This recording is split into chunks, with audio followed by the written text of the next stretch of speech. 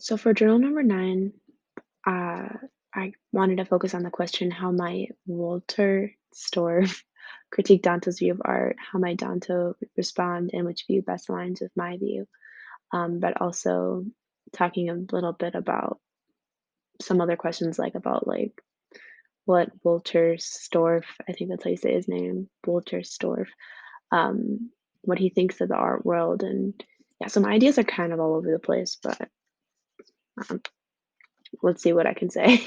So, first of all, I think it's important to mention the what I interpreted like the three types of art that Walter Storff sees in society, which is high art, popular art, and then art of the art of the tribe.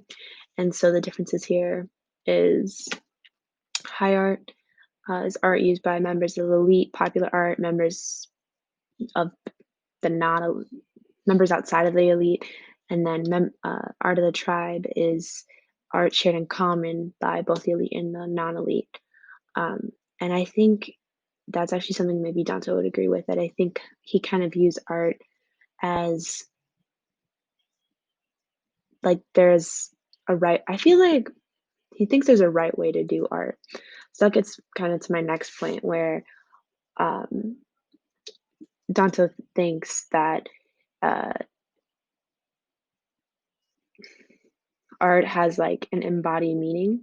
So the meaning is shaped by the artist, and then it's up to like the viewer to interpret. And there is always an intention behind this art, and it's different from everyday life, um,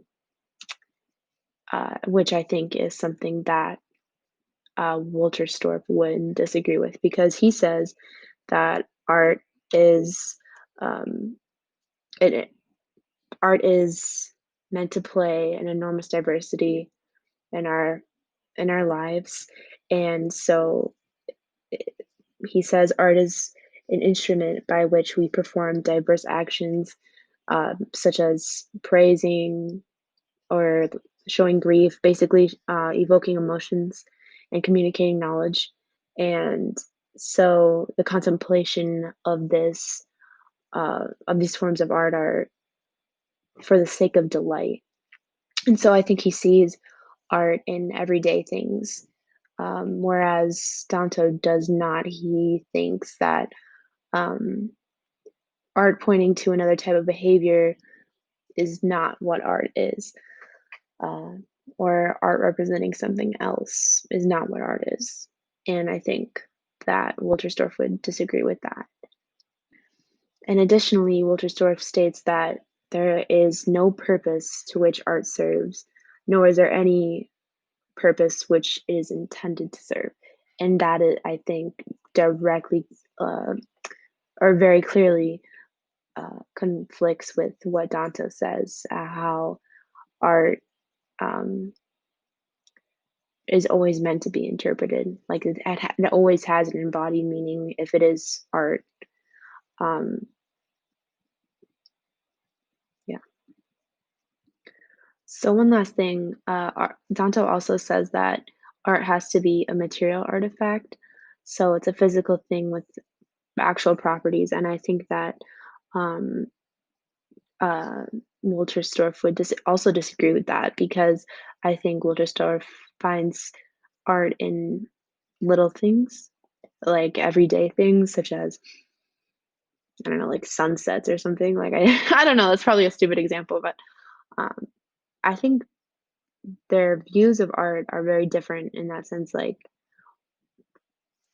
so kind of a summary of everything that I just said is Dante thinks art is has to have a meaning, and it has to be created with a meaning and interpreted with a meaning, and Wolterstorff does not think that. He thinks that art has no specific purpose, and it's not intended to serve a purpose. There's no means to an end, and it's art is just for art's sake.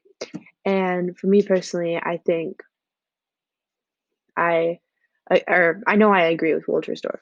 I think that art is just for art's sake. I think that um, there's so many different ways that art plays into our lives, and it doesn't necessarily have to have a purpose every time, I don't think. I think